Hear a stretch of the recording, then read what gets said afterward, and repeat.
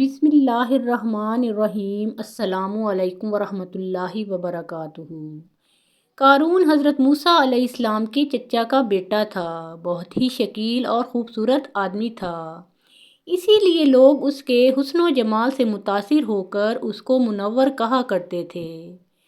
اس کے ساتھ ساتھ اس میں یہ کمال بھی تھا کہ وہ بنی اسرائیل میں تورات کا بہت بڑا عالم اور بہت ہی ملنسار و با اخلاق انسان تھا، اور لوگ اس کا بہت ہی ادب و احترام کرتے تھے۔ لیکن بے شمار دولت اس کے ہاتھ میں آتے ہی اس کے حالات میں ایک دم تغیر پیدا ہو گیا، اور سامری کی طرح منافق ہو کر وہ حضرت موسیٰ علیہ السلام کا بہت بڑا دشمن ہو گیا، اور اعلیٰ درجے کا متکبر اور مغرور ہو گیا۔ جب زکوٰۃ کا حکم نازل ہوا تو اس نے حضرت موسیٰ علیہ السلام کے روبرو یہ عہد کیا کہ وہ اپنے تمام مالوں میں سے 1000واں حصہ زکوٰۃ کا نکالے گا، مگر جب اس نے مالوں کا حساب لگایا تو ایک بہت بڑی رقم زکوٰۃ کی نکلی۔ یہ دیکھ کر اس پر ایک دم حرص و بخل کا بھوت سوار ہو گیا، اور نہ صرف زکوٰۃ کا منکر ہو گیا بلکہ عام طور پر بنی اسرائیل کو بہکانے لگا کہ حضرت موسیٰ علیہ السلام اس بہانے تمہارے مالوں کو لے لینا چاہتے ہیں۔ فہرست کا خانہ قارون کی چال، قارون کا انجام، اس کا خزانہ، قارون کا گھمنڈ، درس ہدایت، قارون کی چال، یہاں تک کہ حضرت موسیٰ علیہ السلام سے لوگوں کو برگشتہ کرنے کے لیے اس خبیث نے یہ گندی اور گھناؤنی چال چلی کہ ایک عورت کو بہت زیادہ مال و دولت دے کر آمادہ کر لیا کہ وہ آپ علیہ السلام پر بدکاری کا الزام لگائے۔ چنانچہ عین اس وقت جب کہ حضرت موسیٰ علیہ السلام وعظ فرما رہے تھے، قارون نے آپ علیہ السلام کو ٹوکا کہ فلانی عورت سے آپ علیہ السلام نے بدکاری کی ہے۔ حضرت موسیٰ علیہ السلام نے فرمایا کہ اس عورت کو میرے سامنے لاؤ۔ چنانچہ وہ عورت بلائی گئی تو حضرت موسیٰ علیہ السلام نے فرمایا کہ اے عورت، اس اللہ کی قسم جس نے بنی اسرائیل کے لیے دریا کو پھاڑ دیا اور عافیت و سلامتی کے ساتھ دریا کے پار کرا کر فرعون سے نجات دی، سچ سچ کہہ دے کہ واقعہ کیا ہے۔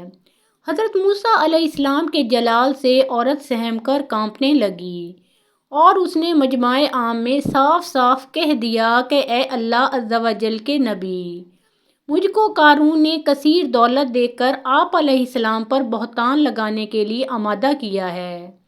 اس وقت حضرت موسیٰ علیہ السلام آبدیدہ ہو کر سجدہ شکر میں گر پڑے، اور بحالت سجدہ آپ علیہ السلام نے یہ دعا مانگی کہ یا اللہ، قارون پر اپنا قہر و غضب نازل فرما دے۔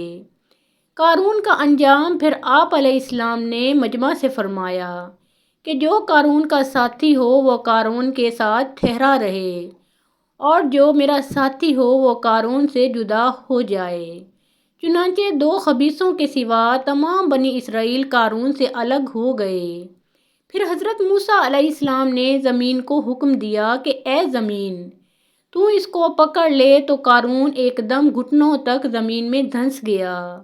پھر آپ علیہ السلام نے دوبارہ زمین سے یہی فرمایا تو وہ کمر تک زمین میں دھنس گیا۔ یہ دیکھ کر قارون رونے اور بلبلانے لگا اور قرابت و رشتہ داری کا واسطہ دینے لگا، مگر آپ علیہ السلام نے کوئی التفات نہ فرمایا، یہاں تک کہ وہ بالکل زمین میں دھنس گیا۔ 2 منحوس آدمی جو قارون کے ساتھی ہوئے تھے لوگوں سے کہنے لگے کہ حضرت موسیٰ علیہ السلام نے قارون کو اس لیے دھنسا دیا ہے تاکہ وہ قارون کے مکان اور اس کے خزانوں پر خود قبضہ کر لیں۔ تو آپ علیہ السلام نے اللہ تعالیٰ سے دعا مانگی کہ قارون کا مکان اور خزانہ بھی زمین میں دھنس جائے۔ چنانچہ قارون کا مکان جو سونے کا تھا اور اس کا سارا خزانہ سبھی زمین میں دھنس گیا۔ اس کا خزانہ اس کو قرآن کی زبان سے سنیے۔ اللہ تعالیٰ کا ارشاد ہے کہ ہم نے قارون کو اتنے خزانے دیے تھے کہ ان خزانوں کی کنجیاں ایک مضبوط اور طاقتور جماعت بامشکل اٹھا سکتی تھی۔ قرآن مجید میں ہے اِنَّ قارون کان من قومی موسیٰ فبغی علیہم وآتیناہ من الکنوز ما ان مفاتیحا لتنوء بالعصبۃ اولی القوہ۔ ترجمہ: بے شک قارون حضرت موسیٰ علیہ السلام کی قوم سے تھا، پھر اس نے قوم پر زیادتی کی اور ہم نے اس کو اتنے خزانے دیے جن کی کنجیاں اٹھانا ایک طاقتور جماعت پر بھاری تھی۔ حضرت موسیٰ علیہ السلام کی نصیحت۔ حضرت موسیٰ علیہ السلام نے قارون کو جو نصیحت فرمائی وہ یہ ہے کہ جس کو قرآن مجید نے بیان فرمایا ہے اسی خیر خواہی والی نصیحت کو سن کر قارون حضرت موسیٰ علیہ السلام کا دشمن ہو گیا۔ غور کیجئے کہ کتنی مخلصانہ اور کس قدر پیاری نصیحت ہے جو حضرت موسیٰ علیہ السلام کے ساتھ ساتھ ساری قوم قارون کو سناتی رہی۔ اذ قال له قومه لا تفرح ان اللہ لا يحب الفارحین وابتغ فیما آتیک اللہ الدار الآخرۃ ولا تنس نصیبک من الدنیا واحسن کما احسن اللہ الیک ولا تبغ الفساد فی الارض ان اللہ لا يحب المفسدین۔ ترجمہ: جب اس سے اس کی قوم نے کہا اتراؤ نہیں، بے شک اللہ اترانے والوں کو پسند نہیں کرتا، اور جو مال تجھے اللہ نے دیا ہے اس کے ذریعے آخرت کا گھر طلب کر اور دنیا سے اپنا حصہ نہ بھول اور احسان کر جیسا اللہ نے تجھ پر احسان کیا، اور زمین میں فساد نہ کر، بے شک اللہ فسادیوں کو پسند نہیں کرتا۔ حضرت صفورہ علیہ السلام حضرت شعیب علیہ السلام کی بیٹی اور حضرت موسیٰ علیہ السلام کی زوجہ محترمہ تھیں۔ آپ ایک دانش مند، فرمانبردار اور اطاعت گزار خاتون تھیں۔ شادی سے پہلے آپ اپنے والد کی خدمت کرتی رہیں اور شادی کے بعد اپنے شوہر کی۔ آپ کی اور حضرت موسیٰ علیہ السلام کی شادی کا واقعہ کچھ یوں ہے۔ مصر میں حضرت موسیٰ علیہ السلام کے ہاتھوں اتفاقاً ایک اسرائیلی کی جان بچاتے ہوئے ایک قبطی قتل ہو گیا۔ فرعون کو جب اس کی اطلاع ہوئی تو اس نے غصے میں سپاہی دوڑائے کہ حضرت موسیٰ علیہ السلام کو گرفتار کر کے فرعون کے سامنے پیش کریں۔ مقصد یہ تھا کہ بدلے میں حضرت موسیٰ علیہ السلام کو بھی قتل کرا دیا جائے، لیکن اللہ تعالیٰ نے ایک شخص کے ذریعے آپ علیہ السلام کو فرعون کے گھناؤنے ارادوں کی خبر فرما دی۔ جان بچانے کے لیے آپ اللہ تعالیٰ سے دعا کرتے ہوئے ایک طرف نکل کھڑے ہوئے۔ مختلف جگہوں اور بیابانوں سے گزرتے ہوئے آپ باہر آئے تو دیکھا کہ مدین جانے کا راستہ آپ علیہ السلام کے سامنے موجود ہے۔ اس پر آپ علیہ السلام نے اللہ تعالیٰ کا شکر ادا کیا کہ اس نے آپ علیہ السلام کو سیدھی راہ دکھلائی۔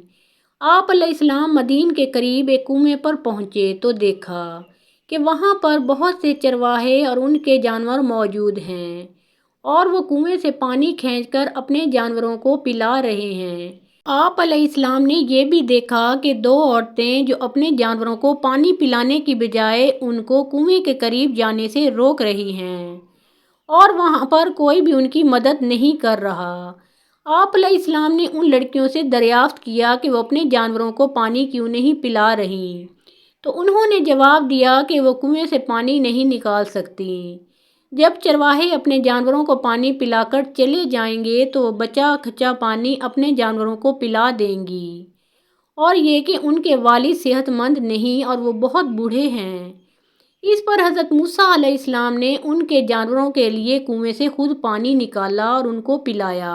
حضرت عمر بن خطاب رضی اللہ تعالیٰ عنہ کے بیان کے مطابق اس کنویں کو چرواہوں نے ایک بڑے پتھر سے بند کر دیا تھا۔ اس پتھر کو 10 آدمی مل کر ہی اپنی جگہ سے ہٹا سکتے تھے، لیکن حضرت موسیٰ علیہ السلام نے تنے تنہا اس پتھر کو اپنی جگہ سے ہٹا دیا اور ابھی ایک ڈول ہی پانی نکالا تھا کہ بکریاں اس ایک ڈول پانی سے آسودہ ہو گئیں۔ اس کے بعد آپ علیہ السلام تھکے ہارے ایک درخت کے سائے تلے بیٹھ گئے۔ آپ علیہ السلام مصر سے مدین پیدل آئے تھے۔ آپ علیہ السلام کے پیروں میں چھالے پڑ گئے تھے۔ درختوں کے پتے اور گھاس پھوس کھا کر آپ علیہ السلام نے گزارا کیا تھا۔ پیٹ کمر سے لگ گیا تھا۔ اس وقت آپ علیہ السلام دنیا میں ساری مخلوق سے زیادہ اللہ کے نزدیک تھے۔ اس درخت کے نیچے بیٹھ کر آپ علیہ السلام نے اللہ سے دعا کی کہ اے اللہ، میں تیرے احسانوں کو محتاج ہوں۔ دوسری طرف دونوں لڑکیوں کی بکریوں کو جب حضرت موسیٰ علیہ السلام نے پانی پلا دیا تو یہ اپنی بکریاں واپس لے کر گئیں اور انہوں نے اپنے والد یعنی حضرت شعیب علیہ السلام کو تمام واقعہ بتایا۔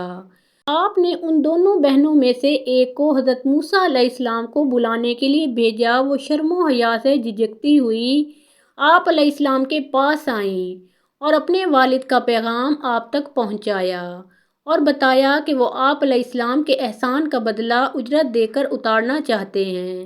حضرت موسیٰ علیہ السلام دیارے غیر میں بھوکے پیاسے بے یار و مددگار تھے۔ اللہ تعالیٰ کے سوا کوئی آسرا نہ تھا۔ آپ علیہ السلام اللہ سے کسی بہتری کی امید پر ان کے ساتھ چل پڑے۔ ان خاتون نے جب حضرت موسیٰ علیہ السلام کے ساتھ اپنے والد کی طرف آنے کا سفر کیا تو حضرت موسیٰ علیہ السلام کے آگے آگے چلتی تھیں۔ حضرت موسیٰ علیہ السلام نے اس کو گوارا نہ کیا کہ اس کے اپنے پیچھے چلنے کے لیے کہے اور فرمایا کہ جس طرف مڑنا ہو اس طرف کنکری پھینک دو۔ اس طرح انہیں حضرت موسیٰ علیہ السلام کی شرافت کا اندازہ ہوا۔ کنویں سے تنے تنہا پتھر ہٹا دینے سے انہیں حضرت موسیٰ علیہ السلام کی طاقت کا اندازہ ہوا اور بے یار و مددگار عورتوں کی مدد کرنے سے ان کی نیک دلی کا پتہ چلا۔ حضرت شعیب علیہ السلام کے پاس پہنچ کر حضرت موسیٰ علیہ السلام نے تمام واقعہ کہہ سنایا۔ بزرگ نے حضرت موسیٰ علیہ السلام کو حوصلہ دیا اور کہا کہ اب تم فرعون کی سلطنت سے باہر ہو۔ اپنی بیٹی کے منہ سے حضرت موسیٰ علیہ السلام کی تعریف سن کر انہوں نے اپنی بیٹی کی شادی حضرت موسیٰ علیہ السلام سے کر دی اور مہر میں حضرت موسیٰ علیہ السلام نے 8 سال تک ان کے لیے کام کرنا منظور فرمایا۔ پھر جب آپ علیہ السلام کی شادی ہو گئی، رات کو پہلی بار آپ کمرہ عروسی میں گئے۔ پھر حضرت موسیٰ علیہ السلام نے اپنی ساری زندگی کے احوال بھی اپنی بیوی کے ساتھ شیئر کیے۔ پھر حضرت موسیٰ علیہ السلام نے اپنے طریقے کے مطابق اپنی بیوی سے ہم بستری بھی کی۔ حضرت موسیٰ علیہ السلام نے پھر اپنے سسر یعنی حضرت شعیب علیہ السلام کی خدمت کی اور آپ علیہ السلام کے گھر والوں کی بھی خدمت کی۔ حضرت ابن مسعود رضی اللہ تعالیٰ عنہ کا فرمان ہے کہ 3 افراد کسی زیر کی معاملہ فہمی، دانائی اور دور بینی کسی اور میں نہیں پائی گئی۔ شادی کے بعد 10 سال تک حضرت موسیٰ علیہ السلام نے ان بزرگ کی خدمت فرمائی اور 10 سال بعد اپنی بیوی کو لے کر واپس وطن کی جانب روانہ ہوئے۔ واپسی کے اس سفر میں انہوں نے ایک درخت کی شاخوں میں خدا تعالیٰ کا نور چمکتا ہوا نظر آیا۔ انہوں نے اللہ سے ہم کلامی کا شرف حاصل کیا اور نبوت کا تحفہ لے کر اپنی زوجہ کے پاس لوٹے۔ قارون کا گھمنڈ۔ قارون نے اپنے مال کے گھمنڈ میں اس مخلصانہ نصیحت کو ٹھکرا دیا اور خوب بن سنور کر تکبر اور غرور سے اتراتا ہوا قوم کے سامنے آیا اور حضرت موسیٰ علیہ السلام کی بدگوئی اور ایذا رسانی کرنے لگا۔ اس کا نتیجہ کیا ہوا اس کو قرآن کی زبان سے سنیے اور قرآن کی اس قاہرانہ گرفت پر خوف الہی سے تھراتے رہیے۔ اللہ اکبر۔ فَخَسَفْنَا بِهِ وَبِدَارِهِ الْأَرْضَ فَمَا كَانَ لَهُ مِنْ فِئَةٍ يَنْصُرُونَهُ مِنْ دُونِ اللَّهِ وَمَا كَانَ مِنَ الْمُنتَصِرِينَ۔ ترجمہ: تو ہم نے اسے اور اس کے گھر کو زمین میں دھنسا دیا تو اس کے پاس کوئی جماعت نہ تھی جو اللہ کے مقابلے میں اس کی مدد کرتی اور نہ وہ خود مدد کر سکا۔ آپ صلی اللہ علیہ وآلہ وسلم نے فرمایا ہے کہ رات اور دن میں فرشتوں کی ڈیوٹیاں بدلتی رہتی ہیں اور فجر اور عصر کی نمازوں میں ڈیوٹی پر آنے والے اور رخصت پانے والوں کا اجتماع ہوتا ہے۔ پھر تمہارے پاس رہنے والے فرشتے جب اوپر چڑھتے ہیں تو اللہ تعالیٰ پوچھتے ہیں، حالانکہ وہ ان سے بہت زیادہ اپنے بندوں کے متعلق جانتا ہے، کہ میرے بندوں کو تم نے کس حال میں چھوڑا؟ تو وہ جواب دیتے ہیں کہ ہم نے جب ان کو چھوڑا تو وہ فجر کی نماز پڑھ رہے تھے اور جب ان کے پاس گئے تب بھی وہ عصر کی نماز پڑھ رہے تھے۔ فجر اور عصر کی نمازوں کے اوقات میں سونے سے منع کرنے کے پیچھے بھی ایک بڑی وجہ ہے اور وہ یہ کہ سائنس کہتی ہے کہ صبح سورج طلوع ہوتے وقت اور شام کو غروب ہونے سے پہلے سونا نہیں چاہیے، کیونکہ صبح کے وقت زمین پر آکسیجن وافر مقدار میں فراہم ہوتی ہے، جس وقت ماحول تر و تازہ ہوتا ہے اور یہ آکسیجن آپ کو دن بھر فٹ رکھنے کے لیے انتہائی ضروری ہوتی ہے۔ تو جو اس وقت سو جاتا ہے تو وہ اس تازہ آکسیجن سے محروم رہ جاتے ہیں اور عصر کے وقت زمین پر آکسیجن کی کمی ہو جاتی ہے، تو اگر کوئی سو جاتا ہے تو اس کو آکسیجن کی فراہمی کم ملتی ہے، جس کی وجہ سے جب وہ جاگتا ہے تو اس کے سر میں درد اور طبیعت بوجھل ہو جاتی ہے۔ اور یہی بڑی وجہ ہے کہ دین اسلام میں ان دونوں اوقات میں سونے سے منع فرمایا گیا ہے۔ نماز فجر کے بارے میں ایسے بے شمار فضائل اور بھی ہیں جن کو ہم نہیں جان سکتے۔ اگر انسان ان کو جان لے تو کبھی کوتاہی نہ کرے۔ رسول اکرم صلی اللہ علیہ وآلہ وسلم کا فرمان ہے، اگر وہ لوگ عشاء اور فجر کی فضیلت کے بارے میں جان لیں تو وہ ضرور بالضرور نمازوں میں حاضر ہوں گے، چاہے ان کو خود کو گھسیٹتے ہوئے ہی آنا پڑے۔ اب آپ خود اندازہ کیجئے کہ ایک طرف ان دونوں نمازوں کی کتنی فضیلت و اہمیت ہے اور دوسری طرف ان کی ادائیگی میں کتنی سستی اور لاپرواہی برتی جاتی ہے۔ درس ہدایت یہ عبرتناک واقعہ ہمیں یہ درس ہدایت دیتا ہے کہ اگر اللہ پاک مال و دولت عطا فرمائے تو اس فرض کو لازم جانیں کہ اپنے اموال کی زکوٰۃ ادا کرتے رہیں اور ہرگز ہرگز اپنے مال و دولت پر غرور اور گھمنڈ کر کے نہ اترائیں، کیونکہ اللہ تعالیٰ ہی دولت دیتا ہے اور جب وہ چاہتا ہے پل بھر میں دولت چھین بھی لیتا ہے۔